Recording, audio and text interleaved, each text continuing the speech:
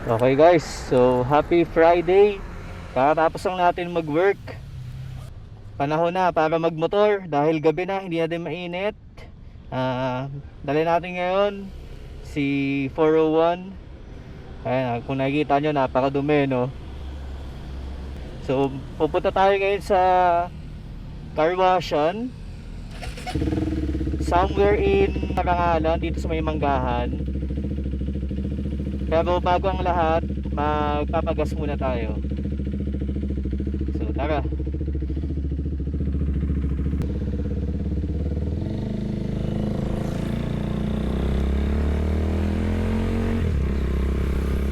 So makwento ko lang sa inyo, no, nung nakarang linggo may pinost tayo sa threads na nanghihingi tayo ng recommendations ng coffee shops around Metro Manila. Tapos pupunta natin, i-check natin and bibidyohan natin sila.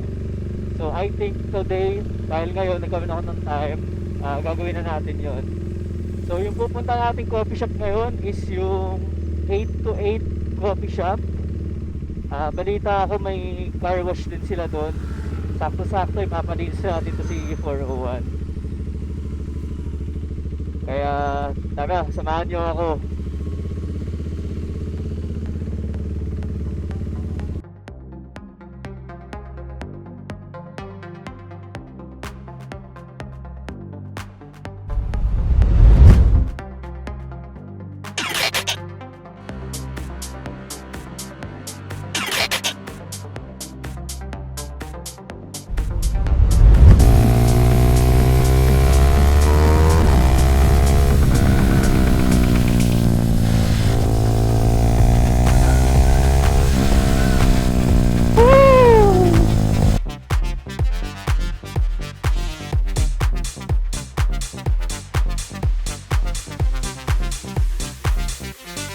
Alam nyo guys, minsan pag may budget ako, na papagas ako ng 97 nila, yung blue.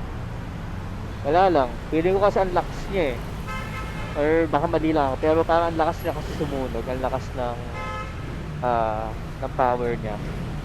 Pwede naman, pwede pa.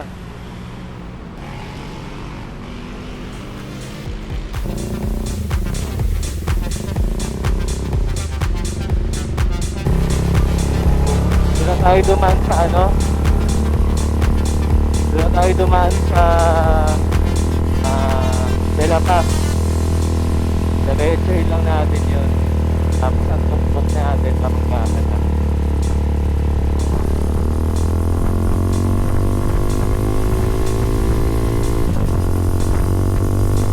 So magaling kayo ng Marcos Highway, ang daan papuntang 828 Coffee ay dito sa may F. Mariano Avenue. Dito sa may F. Mariano Avenue daan.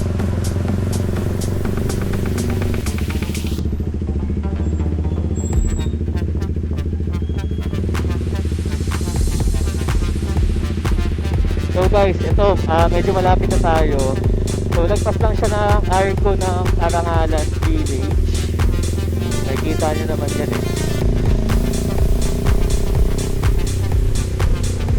So, ayun. May makikita kayo parang signage na car wash something. So, dito tayo.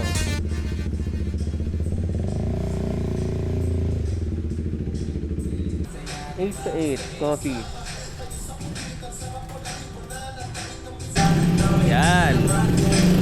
So ito yung drinks nila. Pasok muna tayo sa loob.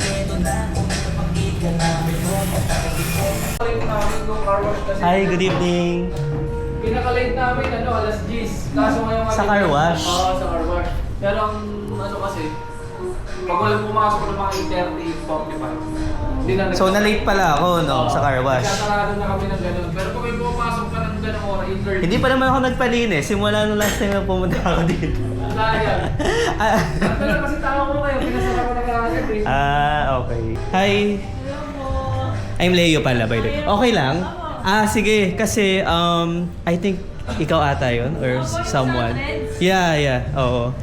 Kayo po ba nag-comment? Ako yung parang nag-post kasi, Yung naghahanap po kayo ng Yeah, ng coffee shops around NCR or Kayo po yung nearby. Taga saan po kayo? Actually, taga dito lang ako sa may Santolan. So sabi ko, sige, Ay, nag-comment po pala ako. yes. So kasi, sige, order muna ako bago tayo magkwentuhan. Film ko Sige, okay lang po.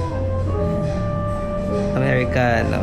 Anong mga recommend mo sa mga riders na katulad namin? Pag hindi pagpagod, sige, ano yung pagod? Ano? Nakape Tiramisu, tsaka season. Ito ba ito? Tiramisu latte. Sige, yung tiramisu Sige po.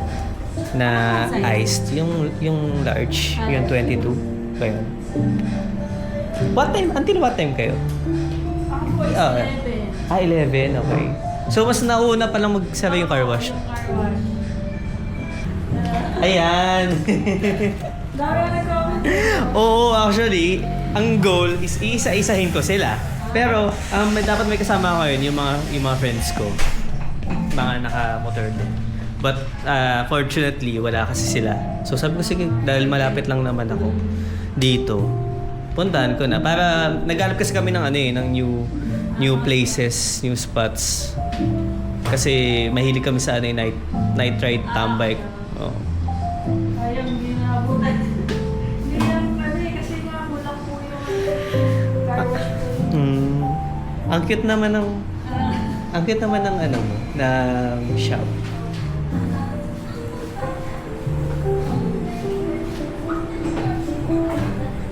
May naglalagay ba dito sa sino laging tama? Opo. So- Malaki dyan 1K. Talaga? Wala ko sa lalaki, no? Sa babae. Pero kuha ko lang kasi mamaya. May ibang kumuha eh. So even this, ikaw yung naglalagay. Print ko lang po yan.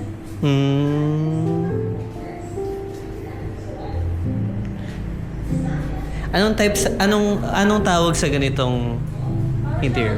Bohemian? Bauhaus na. Bauhaus, modern Bauhaus na concept. Pero halo-halo na kasi yung ano niya. oo, sa ano mo pa lang sa posters mo pa lang sa taas. Ayan guys. Gano'n. Pero hindi. So anong story behind Etong, coffee shop mo? Bakit siya tinawag mo na 8 to 8. 8 to 8? Eh, kasi favorite number Ito. ko is number 8, tapos birthday ko 8. So, parang pinagano ko lang siya. Pinagduktong lang.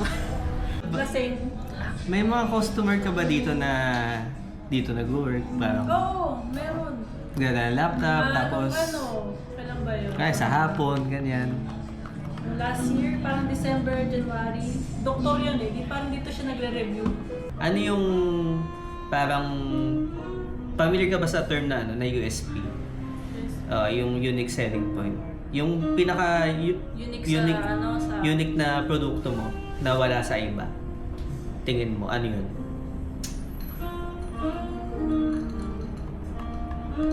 Kasi yung iba kasi alam ko parang magkakapares lang naman talaga yung Oo. flavor. Diba? Pero ano yung tingin mo na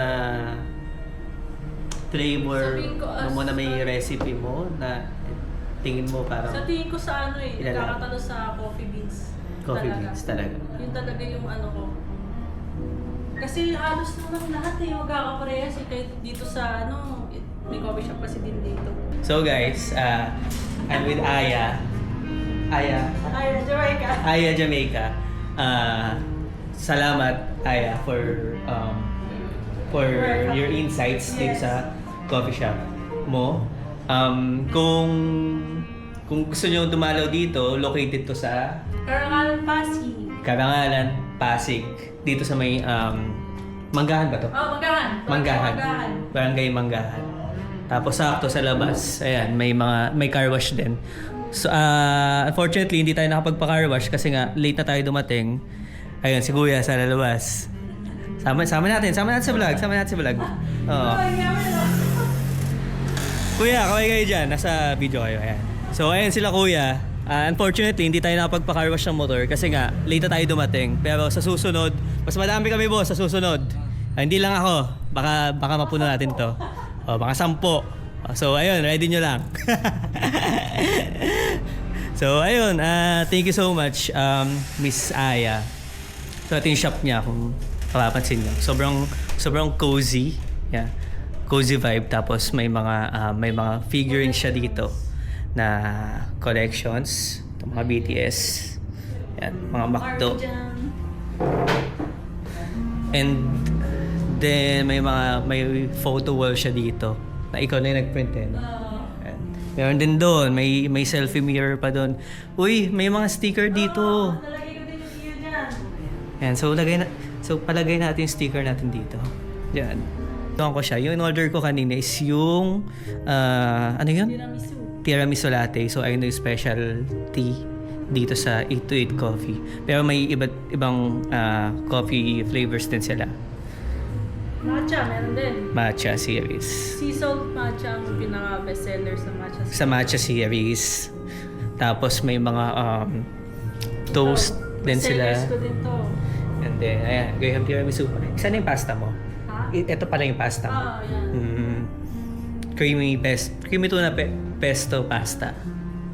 So, if you guys want to know more, just visit itong shop ni Miss Aya. Tapos, lalagay ko na lang yung address sa description below.